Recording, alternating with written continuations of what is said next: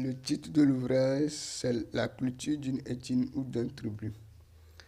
La culture d'une ethnie ou d'un tribu. La culture d'une ethnie ou d'un tribu. Introduction. Quand on parle d'une ethnie, on fait référence aux habitants d'une ou des villes et des villages qui parlent la même langue.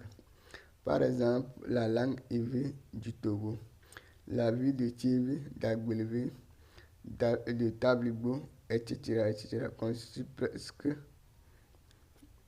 une ethnie. Quand on parle d'un tribu, on fait référence aux habitants d'une région, d'un pays, qui parlent plusieurs langues ou la même langue, qui partagent presque le même mode de vie. Par exemple, région de Kara du pays Togo. Dans cette région, on a plusieurs ethnies qui viennent de plusieurs villes. L'ethnie Losso qui vient de Niamtougou, l'ethnie Kabé qui vient de Kara, l'ethnie Lamba qui vient de Kanté.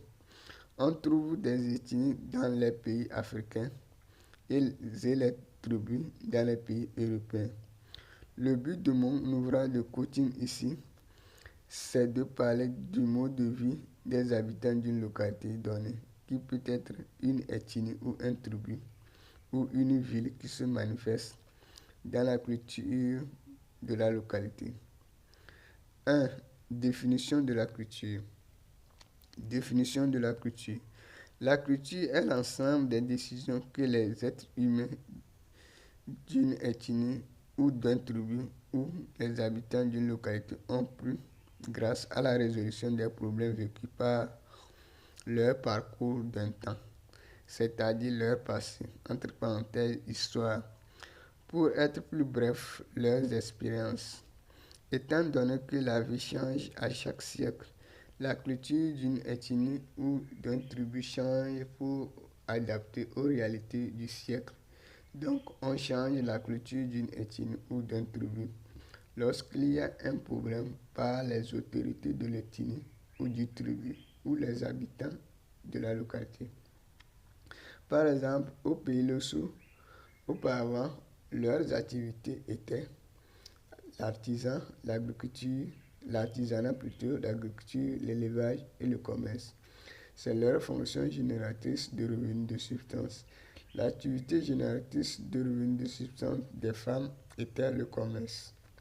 Ces femmes commercialisaient les produits agricoles, d'artisanat et d'élevage au marché. L'agriculture se faisait en saison pluvieuse. L'élevage, l'artisanat et le commerce se faisaient à tout moment de l'année. La chasse se faisait en saison sèche. En saison sèche, les Lossos pratiquaient les danses traditionnelles pour leur résistance, surtout la casse des agriculteurs. Grâce à l'introduction de l'école au sein de la société Losso, cette culture s'est modifiée pour donner un autre visage de la culture au pays Losso. 2. Mode de vie d'une ethnie ou d'un tribu. 2. Mode de vie d'une ethnie ou d'un tribu.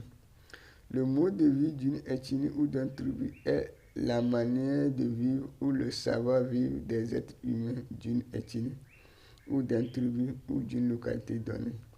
La culture d'une ethnie ou d'une tribu définit le mode de vie de l'ethnie ou du tribu ou de la localité.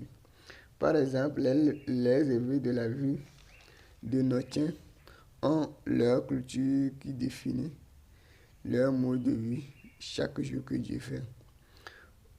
Chaque jour que Dieu fait.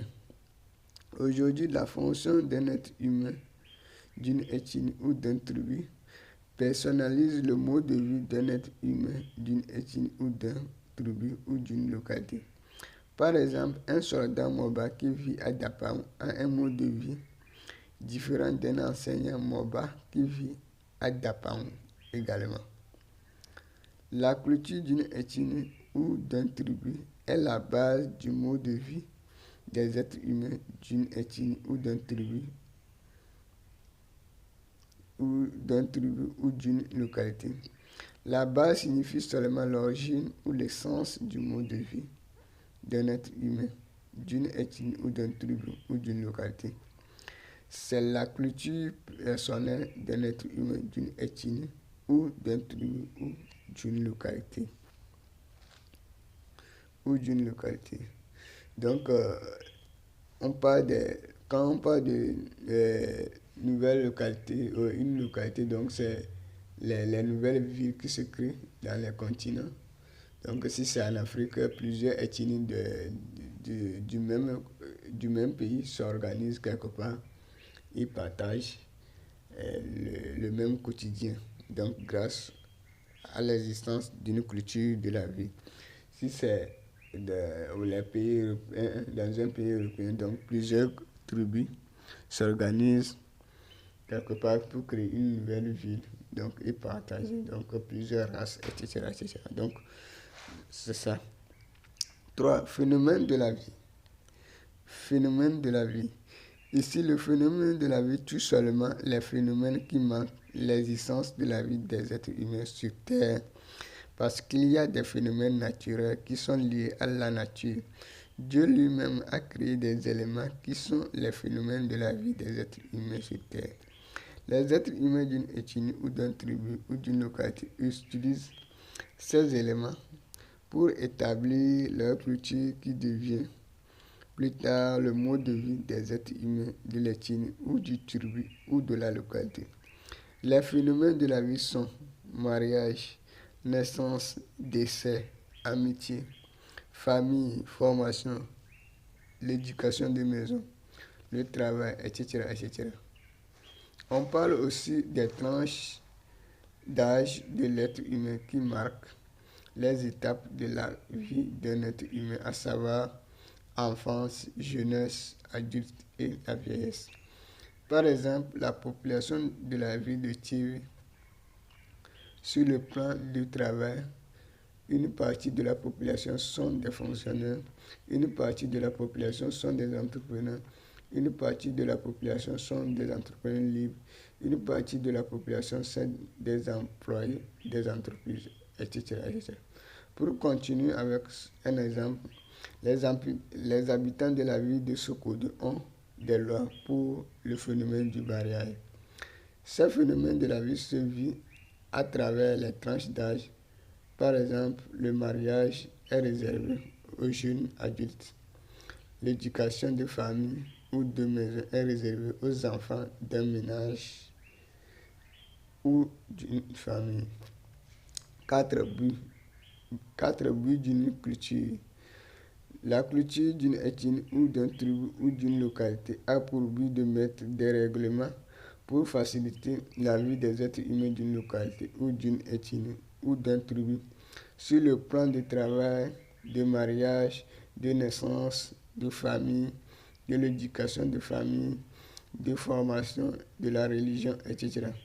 C'est pour cette raison on dit que si la culture d'une localité dit que les habitants de la localité doivent marcher sur leur tête. Chaque habitant est censé de le faire pour le bien-être de tout le monde au sein de la localité. Par exemple, au Togo, chaque enfant est censé d'être éduqué, d'aller à l'école et de se former dans un centre de formation ou dans une université pour posséder la compétence d'un métier ou d'un poste de travail pour son insertion professionnelle. Voilà ce qui concerne la formation. 5 obstacles ou changements. Obstacle ou changement. Un obstacle est un changement qui intervient dans une localité ou au sein des êtres humains d'une ethnie ou d'une tribu, qui met mal à l'aise la culture des habitants d'une localité ou d'une ethnie ou d'une tribu. Par exemple, l'introduction des écoles en Afrique, cela a bouleversé les cultures des ethnies ou des tribus en Afrique.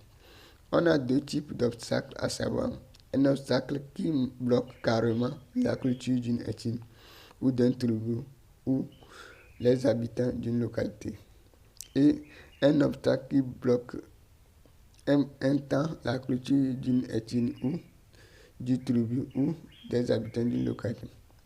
L'obstacle qui bloque carrément, entre parenthèses définitivement, la culture d'une ethnie ou d'un tribu ou les habitants d'une localité mérite une bonne réflexion par les autorités du tribu ou de l'ethnie ou les habitants de la localité pour résoudre le problème une fois de bon. L'obstacle qui bloque pour un temps la culture d'une ethnie ou d'un tribu ou des habitants d'une localité. Les autorités donnent une solution au problème. Après le passage du problème, on retourne à l'ancienne culture. Exemple, pour l'obstacle définitif, l'école a introduit de nouvelles fonctions et des heures de travail au sein de la population togolaise.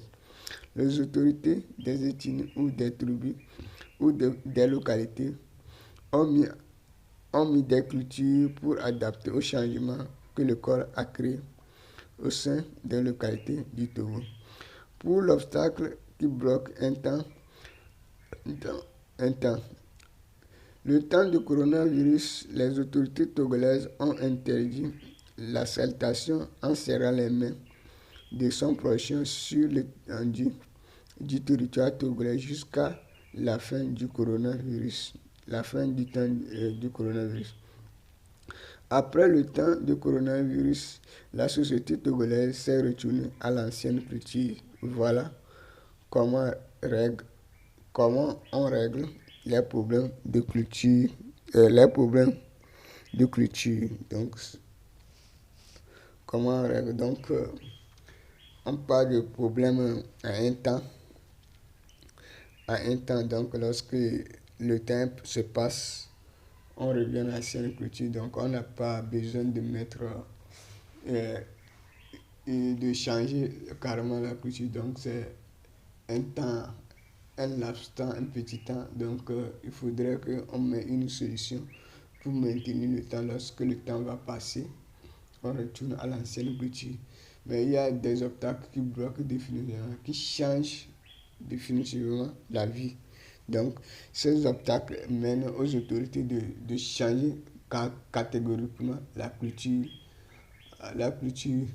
Donc, surtout dans le domaine au niveau du phénomène que ça se passe. Si c'est phénomène du mariage, on change carrément du phénomène du mariage. Donc, aujourd'hui, nous voyons que l'école, même phénomène du mariage, l'école nous introduit d'aller se faire, de se marier à la mairie. Donc, d'aller à la mairie signer l'acte de mariage. Donc, de venir dans la religion, après dans la religion, dans notre culture. Donc, il y a trois choses, la culture, et puis la culture, la religion, et puis la société qui est l'État. 6. Garantir une meilleure condition de vie. Une culture d'une ethnie ou d'une tribu ou d'une localité permet aux êtres humains de l'ethnie ou du tribu ou de la localité de vivre ensemble en paix, en sécurité et en sérénité grâce aux lois qu'impose la culture. C'est garantir une meilleure condition de vie des êtres humains d'une localité ou d'une ethnie ou d'une tribu. Donc, nous parlons aussi. Donc j'ai donné un exemple. Donc, l'exemple du mariage. Donc, pour pouvoir garantir le mariage, tout ça. Donc, il faudrait faire les démarches de la religion à propos du mariage, les démarches de la société, l'État, les lois que l'État a prises pour régler le problème du mariage et ce que l'ethnie, la culture de l'ethnie, ce que la culture de l'ethnie impose pour le mariage, etc., etc. Donc, ici s'arrête le durée de ce coaching, la culture d'une ethnie ou d'un tribu.